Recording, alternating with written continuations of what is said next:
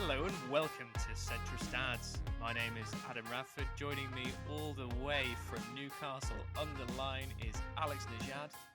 Hello. And joining all the way from Sandbach, Mr. Kieran Seymour. Bonjour.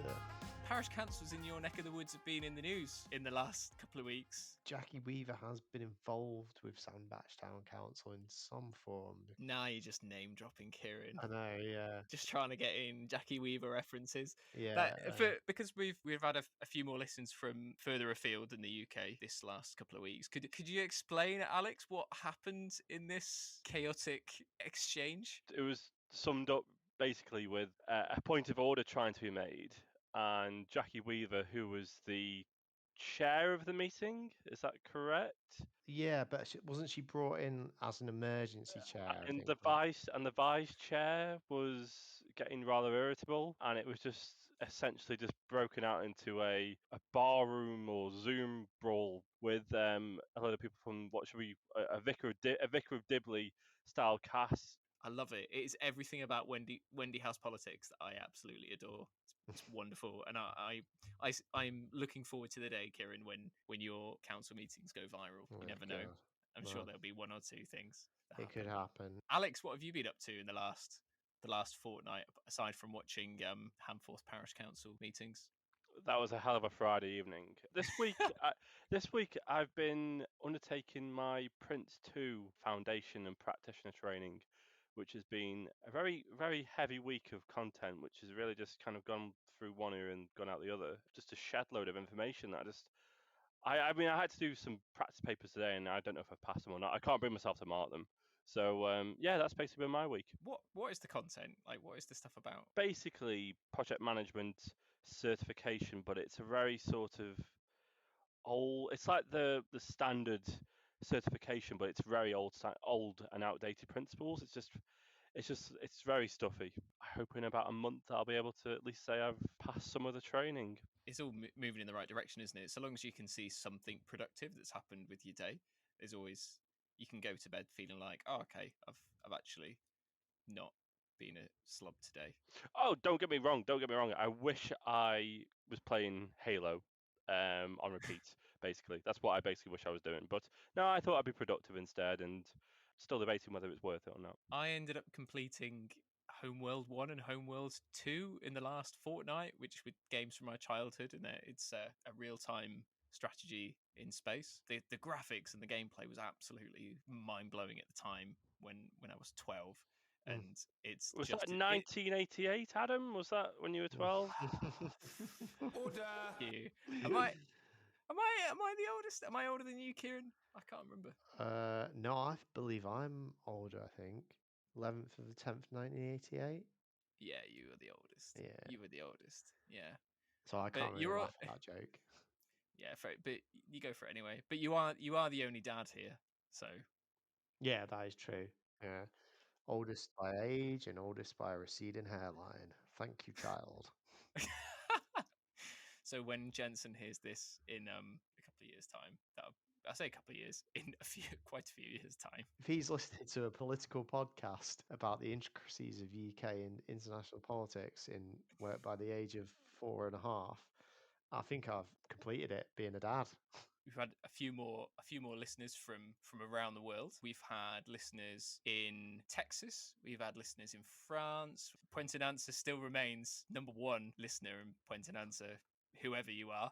I'll be gutted if it's just a VPN and it's not really somebody in Puente Nansa. I got some feedback as well from a friend of mine who listens to the podcast. Oh yeah, Lee, and he said that he really enjoyed the podcast because we do use nice vocabulary. It's not too over the top to be a naughty word, but just enough to appreciate some nice words. So basically, we're not being arrogant, snobs and using posh language or alienating people. Just doing a good job. So yeah, some nice feedback there. That's nice. Was his name Lee, did you say? Yes. Oh, thanks, Lee. I always think of myself as having quite a restricted vocabulary, so I'm very smug for people to be saying we have nice vocabulary. Maybe I'm riding on the coattails of the pair of you. I find that there's quite a few topics, politics being one of them, where people gatekeep. Do you know what I mean? Like it's like, oh, if you don't know the I don't know, the outcome of the 19 whatever general election, then you don't know what you're talking about, and or people conflating having a strong opinion with being well informed, which is frustrating and quite prevalent. It's just nice to have a conversation rather than just a slanging match, I think, because most of what we see on the dregs of message boards, social media, I think the worst is the male comments section. Oh, I don't know why I do it. It's the equivalent of, you know, when the milk's gone off.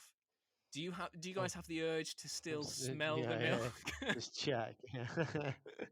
Yeah, it's like, I'm not going to use the milk. It's practically crawling away, but I'm still going to smell it in the bottle. And I don't know why I do it. It's like the call of the void. It's the same reaction when you read the mail comments, isn't it? You instantly just gag. Oh, I'm like, oh, this is not good by and large. Anyway, gentlemen, let us go into something which is far more upbeat, climate change. Well, hopefully more upbeat. I thought I was dripping with sarcasm there, but well, we've got the UK's hosting the COP this year, the international meeting on climate change, because this is definitely the meeting that does it, because the old saying, 26th time lucky.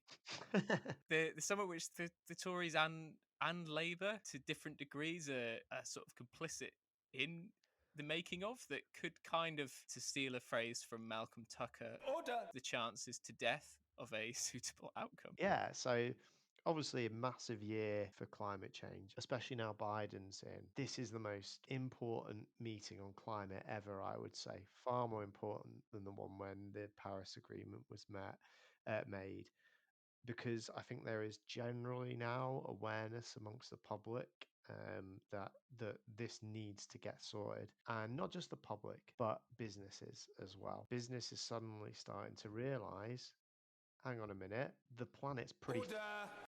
If the planet's our businesses, and then all of a sudden, sorry, that was a lot of F words there. Sorry, Adam. It's all right. Berko will speak over them. Don't worry. Yeah, and obviously, as soon as businesses start to realise that they're in trouble, then and profits are going to be affected, then they start listening. So that's good in a sense. However, we're in a pretty bad position. We're getting to that point of what scientists refer to as the tipping point on a lot of environmental factors, and that's irreversible.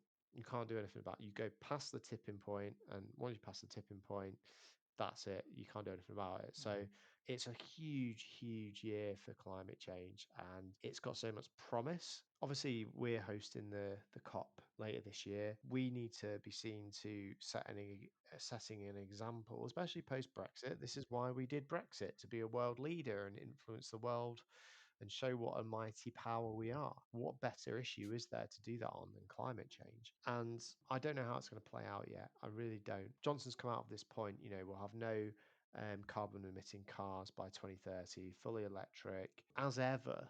With Boris Johnson, love that idea. Great, let's do it. But where's the strategy? How's that happening? What are we going to do to achieve that? This is my fear. I think Johnson and the Tory government will come out with all these wonderful. We're going to do this. We're going to do this, but then nothing happens. And as we've seen with COVID, that doesn't wash. You've got to actually do stuff. You're not London mayor anymore. It doesn't work. You've got to follow through with actual strategy and a plan to make it happen. And then so you've got that side of it, but then you've got the side of it that's been in the news recently, that we are trying to build a coal mine in Cumbria. I was baffled by this. How on earth can we lead the climate conference in November this year, telling the world and telling other leaders, you need to be getting renewable energy, getting renewable sources, but then we have we build a coal plant. It's absurd. It's insane. Point of interjection: the mine is going to supply the steel industry in the UK. Yeah. The government's climate change committee said that 85% of this coal will be exported anyway. And every ton of coal on the world market will tend to drive the cost of coal down, making it cheaper to burn and affecting any sort of efficiency drives and so on. And that by 2035, steel firms in the UK have to stop burning coal anyway. They're already looking to invest in cleaner production technology. The UK, in terms of producing coal for electricity, it's got 3 more years to phase that out, and the UK will almost certainly achieve that, something which started with Thatcher, actually, phasing out the coal mines, although she was not doing it for environmental reasons. So let's avoid the rest of that. Thatcher was the Greta Thunberg of the 80s. We're going to get that on T-shirts when we have a Patreon. So there's this mine that was approved by a Labour-led administration. Yeah, that's a really important point, Adam. I don't want to seem like I'm just Tory bashing, because it was a Labour council that approved this. Really important point. My understanding was the council approved it for the economic arguments, because opponents say it's going to create 500 jobs. That figure has been attacked as being wildly inflated, even by the government's own scrutiny committees. So the Labour council came under a huge amount of flack. They've just announced that they're going to revisit the planning application for it. They haven't said which way it's going to go. At the end of the day, the government can overrule it. So there's been pressure on Robert Jenrick to put his foot down, and he can put his foot down either way and stop it or give it the government's blessing, presumably then taking the heat off of this Labour council. But it looks like we've got both the Labour Party in the local context and the Conservative Party in seeming to be in favour of this coal mine. It's so bizarre, and I don't buy this argument that it's going to supply jobs to the region. Build renewable energy sources, they'll actually probably end up supplying far more jobs for the region. The site for the proposed coal mine is really close to the Sellafield nuclear power plant, which is costing UK taxpayers through the nose to get a new nuclear power station built. There are a few people that seem to be arguing that nuclear is not going to be part of the future energy makeup of the UK. France runs 80% on nuclear power and the rest on hydro, and they've been doing that for years. Yeah. You can. There are one of the things that I found when I was studied an environmental degree. One of the things that I found really cool is you can see live up to the minute data on the French grid and the UK grid on the sources of electricity. And so France has been doing it for a long time. They sell electricity to us. They sell electricity to their other neighbours, because it's really difficult to increase or decrease the amount of energy that a nuclear power station is generating. That's what the hydro is for. It's quite easy to generate more, generate less. Yeah. Like you said, now is the moment. Now is the time. We've got a progressive leader of the free world who first off accepts that climate change is happening and accepts the science, which I never thought would be a major thing, but here we are. and is willing to work internationally on this, and also domestically as a way of sort of generating huge amounts of jobs. And looking at some of those sort of older industries, those sort of heavy industries, and repurposing them for building renewable energy generation. It's just such a huge undertaking, and it could be a new industrial revolution. And I feel like this is a step back.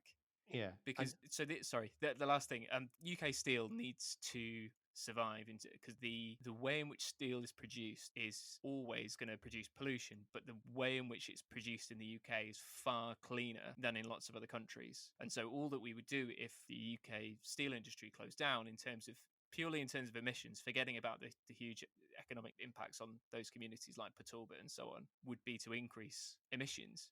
The leaders of UK Steel say we can already procure that on the international markets anyway. We can already get high grade, high quality coal from a number of reliable sources. So that argument doesn't make sense. The jobs argument doesn't particularly make sense, because that part of the country has lower than average unemployment for the country, which I was surprised at. I was thinking it was going to have quite high unemployment rate, just because that part of the country does in general, but Copeland doesn't. It's got very low unemployment. Just seems to be a case of politicians wanting to look sort of modern and progressive and taking climate change seriously, and oh look, here's an electric car charging point, and then not taking action. I'm pretty certain this PowerPoint's not getting built. Like the pressure on there is. You said a PowerPoint.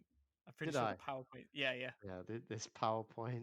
I bet there are PowerPoints. There are PowerPoints. But remember, it's a mine rather than a power plant. Yeah, sorry. Yeah, that is an important point, because it's obviously helping steel. But Yeah, this power plant is this mine is not getting made. I can't see it happening. Like, the pressure on the government is huge, and there's already talk that they're climbing down, which is good, because 10 years ago, probably 5 years ago, that wouldn't happen. But now, because it's also the businesses that are putting the pressure on it, it matters, especially to conservative government we're talking about businesses here. So I listened to a podcast recently on an organization called Client Earth, which is basically set up by a few people, one of whom is Brian Eno, the famous music producer. Basically, they are a group of about over 100 now, lawyers who have left the world of traditional law, I guess you could say, and now work for this organization whose sole aim is to protect the planet, hence the name Client Earth. So their client is the planet. They are doing absolutely incredible work. Like, I'd really recommend just Googling them, having a look at them afterwards. But they recently, one example they gave was about in Poland, the government was trying to open a new power plant that was I can't remember, it was definitely non-renewable though. And then what they did, because they're lawyers and they're clever, they basically bought shares in the company for £1. Then they were able to put forward a lawsuit against the government and the organization, saying, you're harming my investment, because building non-renewable energy sources is not good in the long term, is actually going to harm my investment, so you can't do that. And they won. Wow. Yeah. So incredible organization, and they were actually getting ready to prime something, I think, for this Cumbrian coal mine, but they don't. I don't think they think it's even going to get to that stage. So that's good. But it's just amazing that look, climate change is pretty grim to talk about generally, because there's a hell of a lot of work to do, and we're running out of time. We need to act on it, but yeah, stuff like that really shows how far we've come. And I often see like China getting quite a lot of stick for climate change as well. And I think that's probably because they are one of the biggest producers of carbon emissions, and because of their standing in the West, obviously. But actually, they're doing an awful lot to really start to change how they deal with climate change. So I just think that's an important point, because we talk about America needing to be on board, but we absolutely need China to be, and they are, which is good. So yeah, I think that's my kind of final point on it. It's important, I think, just to go in and play a bit of devil's advocate, really. It's very easy to be cynical when we look at the present government, the fourth term Conservative administration. When they came into power as the coalition, they said it was going to be the greenest government ever. But you've got to look at the political parties across the spectrum now. Boris Johnson has taken it seriously. Whatever slant you take away from it, he removed one of his most loyalist cabinet ministers, which he relies on heavily, in Alok Sharma, from the Business and Energy and Industrial Strategy Secretary, and moved him to the president of the 2021 United Nations Climate Change Conference in November of this year. He has put one of his, not probably one of the most stariest, most flashiest ministers, but he put someone that he thought was very capable, was given a very public forum during the early stages of the coronavirus pandemic. His government has also signed up and had that commitment to put the £12 billion investment in the carbon neutrality by 2050.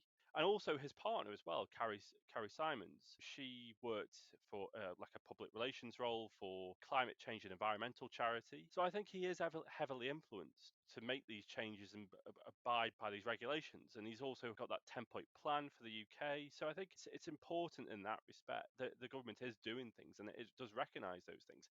And also, unlike in America, all of the political parties are signed up to climate change as an agenda. All the political parties do subscribe to it. They don't deny it. All the main political parties, I should say. I'm not on about Yeah, yeah. the fruitcakes in UKIP, Reform UK Party, or Brexit Party, whatever you want to call them. But if you look at also how climate change has had that effect on politicians. Ed Miliband, when he was the Energy and Climate Change Secretary under Gordon Brown's administration, he brought in the Climate Change Act of 2008. He saw that through Parliament at the end of 2008. And also at the end of 2009, he represented the UK at the Copenhagen Climate Change Conference. And he won a lot of support amongst young people and amongst young Labour members. I know the membership was a lot smaller back then, but he won a lot of plaudits. And less than a year after that, he was Labour leader. So climate change has always been, I think, on the agenda in that respect, closer to home. I think it's interesting to look at now with the Green Party and how they're polling. Was it last week? Was it they had 8%? Yeah, big surge. I think they're ahead of the Lib Dems. Yeah, by 1%, margin of error and all that. Yeah. And I think it's important to understand where is that poll coming from.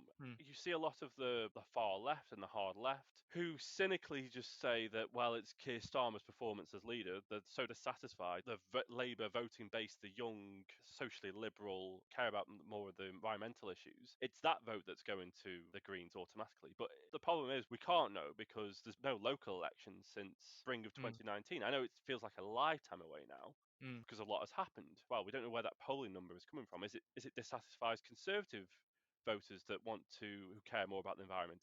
Is it the Liberal Democrat voters? It's not so black and white to say, oh, it's because of Keir Starmer's performance that voter base is going over to Labour. We've seen rises in the Green vote before the 2015 election, the 2017 election. It went down considerably. And then at the May 2019 elections, locally and in the European elections, the vote went up and they had a record amount of councillors elected in early May of 2019. European elections, one of their second best performance. I think I voted Green in the European, I think. And I voted Green in the local. I voted Green locally. So it actually matters, doesn't it? It actually counts. Yeah, it does. But we saw the December 2019 general election, the vote didn't go anywhere. Do you think that's because people know was no point because first past the post, they're just not going to get, it's not going to matter? The evidence would suggest that those voters, it's weird, isn't it? Whose vote is it really? Is it the Labour vote, the dissatisfied Labour voter, Liberal Democrat voter who lends their vote to the Green, or is it the Green voter that lends their votes to Labour for the best chance of stopping Conservative governments being elected? It is just very difficult to say how that is having an effect. But there isn't a need for the Green Party to exist. In Spain, there isn't a Green Party, really. There are fringe parties that are Green that get like 1,000 votes in the election. The other parties have, especially Socialist Party under Pedro Sanchez, have taken that agenda and are serious about it. You know, Spain created the first minister in the world for a transitional ecology, and one of the reasons why why there isn't a resurgence in green parties like we see in Germany, like we saw in Austria, I think is because it's represented, and Labour and the Tories risk votes, the less of a stance they take on it. Because at the moment with this coal mine, it looks like nobody wants to tell the local population, no, you're not going to get those jobs. You know, because there's a real case of YIMBYism. Yes, in my backyard. There's a lot of support for it locally. So the councillors who are on low turnouts, they don't want to be turfed out, they're in support of it. The MP is in support of it as well, despite the Conservative machine as a whole probably being against it, and the Labour Party machine as a whole being against it. And I just think that a Green council wouldn't allow it, and a Green MP wouldn't be in favour for it. Another political party that was a fringe party that had high polling numbers, well, not even high polling numbers. I know what's coming. David Cameron was so terrified of Douglas Carswell leaving the Conservative Party that he offered a referendum. Had vast implications for the country, and has had vast implications for the country. So UKIP are a similar party in that vein to the Greens. Completely different issues, I appreciate, but if the Greens can be that force for good of being that influencing force, yes, they're not really, those voters aren't really Green voters. They're disgruntled voters from multiple different parties, progressive and conservative, who want to give their opinion, put forth their opinion. And if they do well in the May elections, and if they do well and Labour suffer, for example, because of the Greens, then Labour and the Labour Party and Keir Starmer are going to have to react to that vote. So I think that's the way that I'm seeing that Green Party surge. I'm not. Businesses go to where the money is, and political parties will go to where the votes are, provided they don't have to adopt policy positions that offend the membership or that cross ideological red lines for them. On a final point, the party that's going to suffer the most at the hands of a green surge will be the Liberal Democrats. They are really suffering at the moment in the polls. I don't know if it'll be their 6th or 7th or 8th Judgment Day at the polls this time. And we all know who benefits from a weaker Liberal Democrat Party, don't we? Climate crisis, climate change, I know. solved. Next. Sorted. Exactly. Why don't they just ask us for the solutions to these things, guys? Absolutely. Alex, what have you got for us this fortnight, mate? Yes, I wanted to discuss the independence agenda for the disunited kingdom. Are we a disunited kingdom, really? Are we splintering off as an island? Because obviously the SNP political juggernaut, certainly north of the border, can they be stopped? I don't think they can. Labour are a mess. The Scottish Tories well and truly on the back foot now that Ruth Davidson has taken a back seat. Adam Price at the weekend said on the Andrew Marr show, said the independence question and the polling in Wales is perhaps where it was in Scotland 10 years ago. Are we going to be in a situation in about another decade where the majority of those living in Wales will want a referendum to leave the United Kingdom if Scotland haven't already left already? And there's also the huge questions about a united Ireland, the folly of Brexit, what has been the result for Northern Ireland and the Republic of Ireland and the border, and the Boris's Brexit deal has been a mistake, you could say, in terms of the border. And obviously May's deal was thrown out, which was a better deal for the backstop, as it was called. I think that's what I want to discuss with you is what is independence looking like across the islands? Is it a foregone conclusion? Is it inevitable now? The person who has the last say is Boris Johnson. And Boris Johnson isn't going to give anybody else a referendum unless he knows he's going to win. I've got some polling data up. In Northern Ireland, in January this year, 47% said no, they wouldn't want a united Ireland. 42% said yes, and undecided 11%.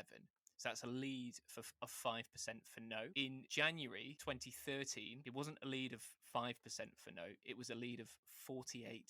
That is absolutely staggering. To go from almost a 50% lead to a 5% lead from 2013 to 2021 is bonkers. Scottish independence polling, there is a lead in every single poll since January last year. There was one done 4th to the 9th of Feb this year, 47 yes, 42 no, undecided 10. It's a lead of 5. Sorry, I know there's loads of numbers. Wales, should Wales be an independent country, was the question asked at the end of January this year. 23% said yes. So almost 1 in 4. Half of the people said no, and 25% were undecided. 25% undecided. Like, that's mad. This could be where the winds of change are blowing. Independence is becoming more popular. But yeah, in the lead in Scotland comfortably and consistently, and momentum is fast changing in Northern Ireland, and momentum is changing in Wales as well. The headline is, it's only going one way. For me, Scotland's the big one. They're going to romp it with a big majority this year. How on earth you stop that train, I don't know. Obviously, Johnson's going to say no. And the problem is you can't just keep putting it off, because the more you put it off, the stronger the feeling gets. And the resentment grows. And yeah, the more you say, oh, it's a once in a generation thing. Yeah, all right, you might get away with that this term of this government, but if you get in next time, guess what? It's almost the new generation then. You can't use that as an excuse anymore. So it's also very difficult to swallow to have an Etonian English Conservative Prime Minister telling you, no, you're not allowed to have another referendum. Well, who the order are you? Independence isn't something to be asked for politely, is it? It's something which is to be demanded. All he has done for the union since he came in is change his official title, to Prime Minister of something in the union. Just added "and the union" on the end. As if, like, done. Scotland is saved. So what I think you're going to see is that what the parties are going to have to do. I think both are doing this or thinking about doing this. Is you're just talking about further devolution, and essentially, I think what I've heard Labour are considering is actually saying, well, we'll essentially make it the federal states of the United Kingdom, in which you have Scotland, Wales, Northern Ireland, and England in a kind of American system, where huge powers individually, but then still as a you kind of united as a country together. I think that's the only way you can feasibly save the union in the next 10 years. Otherwise, someone's leaving. Most likely Scotland. With these referendums and the resentment on Scotland's part, I don't blame necessarily. I don't really blame the Scotland, Wales. Well, Wales voted to leave, didn't they? Albeit narrowly.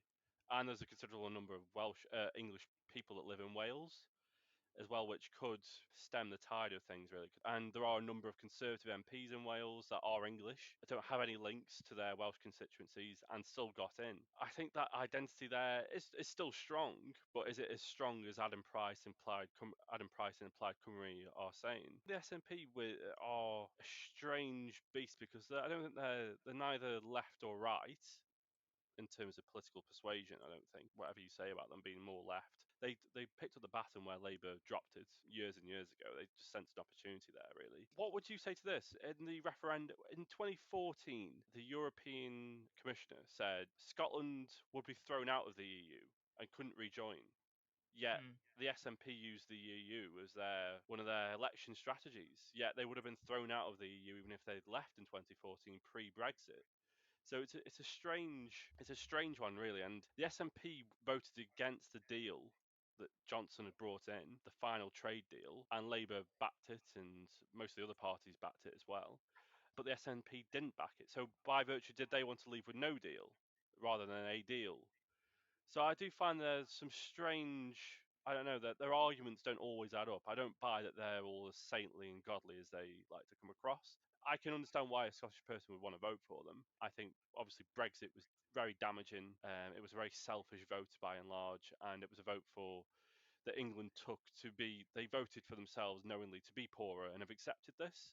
And accepted this time and time again by voting overwhelmingly for the Brexit Party in European elections or electing subsequent Tory governments since that referendum. Kieran, you're somebody who supports Wales in the rugby. You were born in Surrey. Do you know what's funny? Grew up in Chapel on the Frith.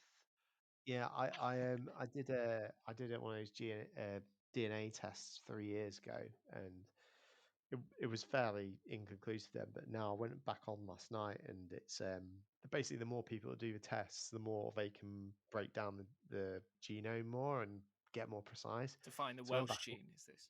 Yeah, well, I went back on yesterday and had a look for the first time in a couple of years, and it's not good.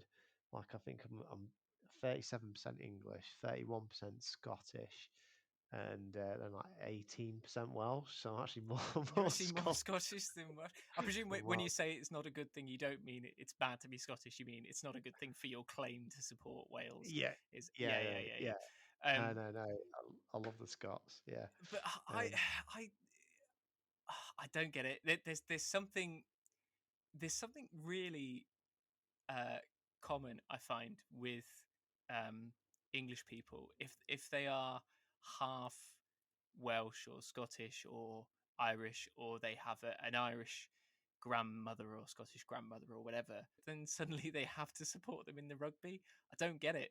I don't get it. I mean, you support whoever on earth you want. It doesn't upset me, but I just don't. I don't understand. If you've not lived there, I don't know. But that's up for people to feel whatever identity they want to feel. But maybe it's just because I yeah. can't imagine feeling the same. I don't know about you guys in terms of whether you feel British, English. I mean, Kieran, whether you feel Welsh, or like what nationality you would. I would never say? say English. That has negative connotations, I think. I would never say that. I'd never tick that box. I sort of want to put those negative connotations to one side in terms of insofar as it was nobody's going to say, oh, well, therefore you must think X, Y, and Z. Just in terms of what you feel, and maybe those negative connotations affect what you feel, but there's going to be no negative consequences. Nobody's going to say, oh, you must be a member of the EDL or whatever. Like, what would you put? What do you feel primarily? I'm British, but I'm from England, I would say. I would never. Such a cop out. I would Come never on, say. mate. I would never say that I am English because I'm from the United Kingdom. I mean, I'd say that my DNA clearly shows, and I have a bit of Irish as well. So I'd be like, well, DNA's there. If you add up my Welsh and Scottish blood, I'm actually more Celtic than I am English. So I am British. You can't dispute Problematic. that. That's genetic I'm fact. on about identity here because I Oh. think we probably agree that you don't have to be born in Britain to be British. It's not based on blood and soil and this sort of weird right wing logic. Are you sort of finding it difficult to answer, Kieran, because you don't I would feel Welsh but you support them in the rugby? Do you just like the colour Well, red? well, see, if you're talking about culturally, folk, but then even more, that's my argument that I'm definitely not English. Because culturally, like a huge part of my culture is sport, and I support Wales. So, yeah, culturally, I don't feel But English but then at again, all. you support the Seattle Seahawks. And Oxford United. Alex, I hope this isn't too personal question. A question. Not at all. I know what's coming, but not at all. Okay. So this is kind of in the bag for if anyone ever says, "Oh, who wants to hear what three white guys have to say?" And I can say, "Well, actually." But do you feel Iranian at all? Like your dad's Iranian. I'm saying that more for the listeners' benefits. You obviously know your dad's from Iran. I hope so, anyway. The thing is with that is I think I do identify myself as British.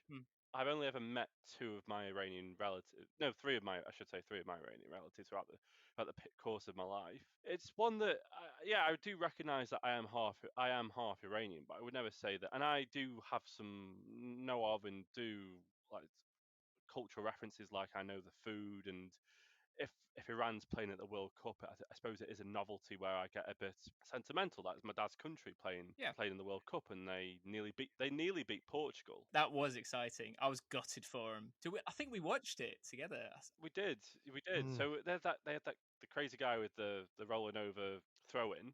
I suppose in all seriousness, I'm proud of being British because of what that means. Because I know that the Iranian state and the Iranian regime doesn't give the same amount of freedoms as it does to the British. You can't speak as much as you want to. I mean, if you were in Iran, to have a comparison, if you were Kurdish and you wanted to separate from Iran, as Nicola Sturgeon would want to do, they would send the military in, and they would crush their opposition in that form. So there is a privilege in the sense that I know what the benefits of being British, and I know what the benefits that gives me, as opposed to what my cousin might feel who lives in New Zealand, and the struggles that he gets. He's not allowed to go into certain countries, even though he's a full English speaker. He has a job. He's educated.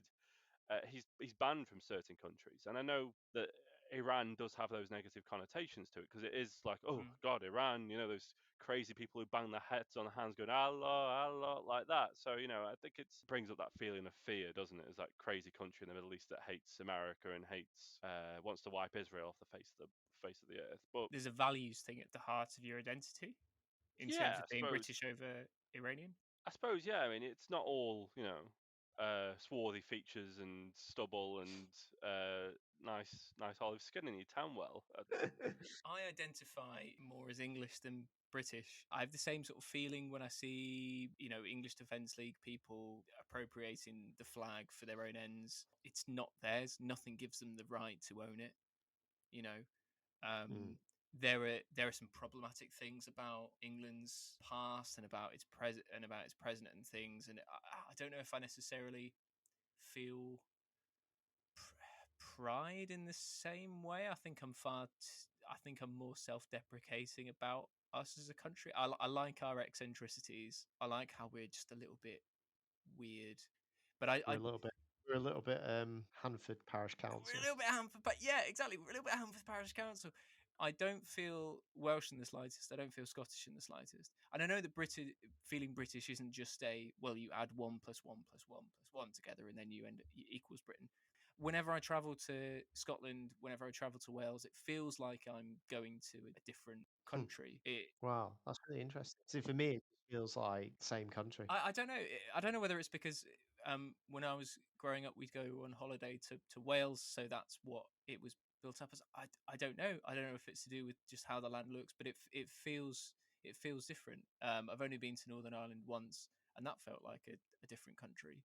My opinions on independence are there are arguments for and against it. But I find it profoundly boring when it comes back to it's all related to English colonialism, because I feel like, well, then you don't know how Scotland became part of the Union, and played a full part in the empire. And I mean, how far back do you want to go for Wales? The reason why Wales isn't on the Union flag is because at the time of the creation of the flag, it was a province of England. Legally, it was legally it was a province of England, so that's why it's not on the Union flag. The Union Jack would look sick if you just stuck a dragon on it. I am pro dragon. Yeah. Dragons make all flags look better. How many of those Welsh people asked about independence says, all right, we'll change the flag, we'll put a dragon on front and centre, rugby ball under its arm? Would you then be in favour of remaining in the UK? Landslide. Wales will never leave. But I suppose it's just as a general point. I mean, you don't need to throw this in the podcast, but don't you find it irritating when I find it somewhat irritating when you've got like people wearing like the kilts and things like that, and you go to Wales and they're banging on about like how to say their names and speaking this language and things like this. So if you want to call yourself Sean, it's spelt differently. If you want to call yourself Thomas, it's spelt differently. What? If you go to England and you have that cultural identity of Englishness and St George's Day and things like that, it's deemed as racist. It's deemed as inappropriate. It's deemed as has loads of theories about it just being like not completely right as a good thing. And whereas when it's Wales and it's St David's Day, it's Ireland and St Patrick's Day, and I don't even know what Scotland's is. St Andrews. St Andrews Day, that was it. So isn't their form of national pride and all their traditions, isn't that slightly nationalistic and wrong? I was worried when you were saying, Alex, like, don't you find it annoying when people wear kilts and these things? And I was like, order! Where on earth is this going? I do wish that people could enjoy themselves more in terms of things that are culturally English. I think you should be able to enjoy yourself and express your cultures however you want. Yeah, I think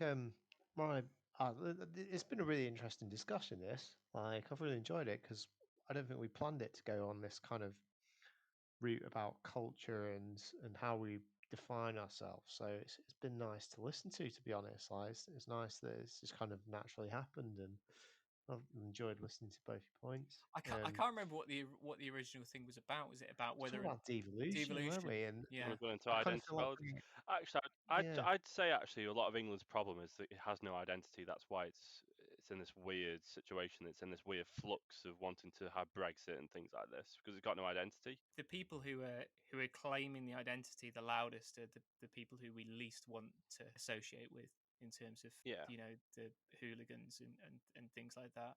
And I guess if I do I want England to be independent? No, not really. I'm quite apathetic towards it. But if I felt as strongly Scottish as I do English, and obviously I lean the way that I lean in terms of being very pro-European, and on the left, would I vote for the SNP?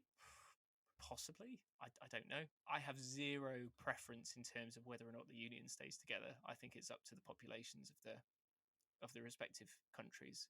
I think federalism seems like a pragmatic thing, and whether it's an end in itself or whether it's a step to something else, I really don't know. But I don't think any government can truly say it's a free and liberal democracy whilst imposing its will of unity against self-determination. I guess for me, it could come down to, if you had a referendum, what percentage would need to vote to leave. Because if you had 5 million vote one way and 5 million and one vote the other way, is that enough? Or do you need a supermajority? I really don't know.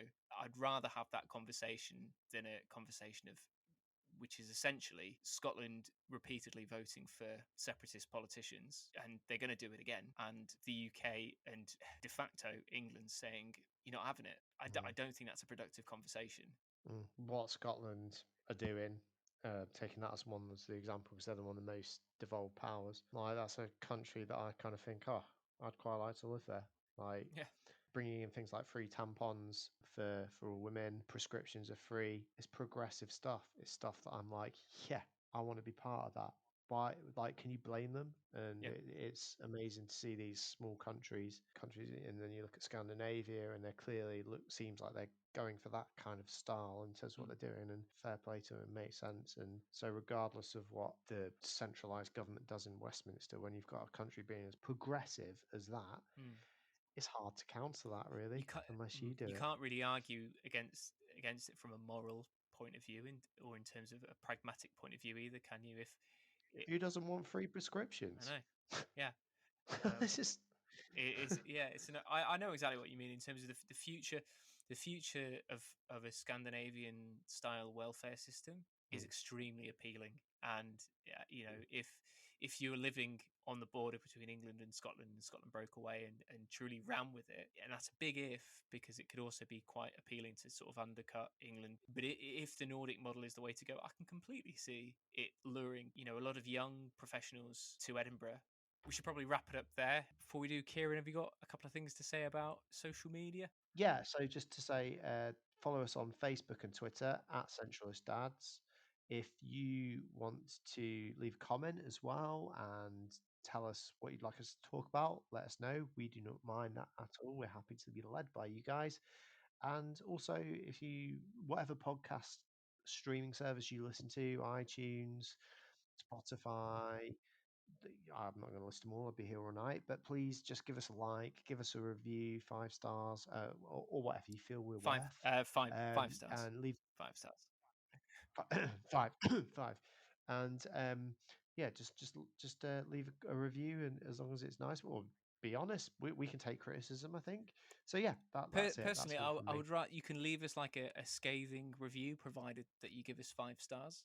That I will accept that. That would be absolutely fine. I guess I know we didn't really stick to the coal mine strictly, and we ended up talking about climate change. I feel that was, you know, a nice conversation to have, and likewise with devolution, I guess we ended up talking more about identity, and that was interesting because yeah, we haven't had that conversation before, sort of the three of us. I feel like we opened lots of doors that we could dive down, but we'll have to leave that until another day. So it is goodbye from me in Valencia in Spain. It's goodbye from Alex in Newcastle under Lyme. Bye-bye. And it's goodbye from Kieran in Sandbach near Hanforth. Yeah, au revoir.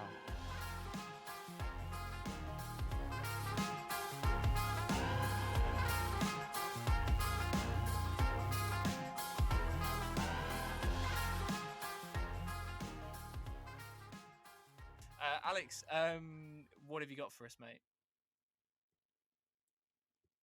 What do I have? What have you got for us this week? What does he have? Devolution. He's gonna make Scotland independent. Okay, let's start that again. Sorry, Adam, go again. No worries, don't worry. This is going at the end, by the way.